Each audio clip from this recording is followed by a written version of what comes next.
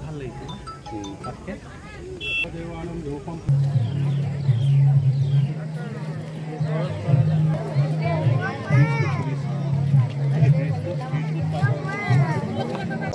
এখন দুদিনীয়াকৈ আমি পাতিছিলোঁ দিক নিৰ্ণায়ক বৈঠক আছিল বৈঠকত বহুবোৰ কথাই খুব মুকলিমূৰীয়াকৈ আলোচনা হৈছে কৰ্মীসকলৰ মনৰ কথাবোৰো কৈছে তাৰপিছততো মই এটা ষ্টেটমেণ্ট দিছিলোঁ মুখ্যমন্ত্ৰী ডাঙৰীয়াক ধন্যবাদ জনাইছোঁ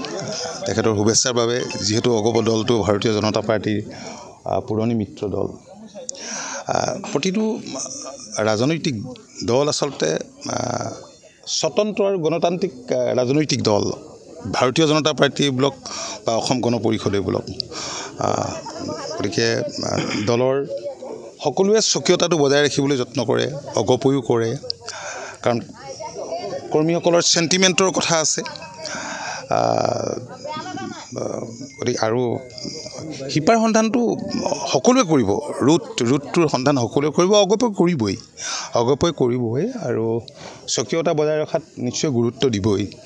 এতিয়া মুখ্যমন্ত্ৰী ডাঙৰীয়াই কোৱাৰ দৰে গোটেই কথাখিনি নিৰ্ভৰ কৰিব ৰাইজৰ ওপৰতহে ৰাইজে আল্টিমেটলি ফাইনেল সিদ্ধান্তটো ল'ব ৰাইজে কি কৰে সেয়া আৰু তাৰ কাৰণে অপেক্ষা কৰিব লাগিব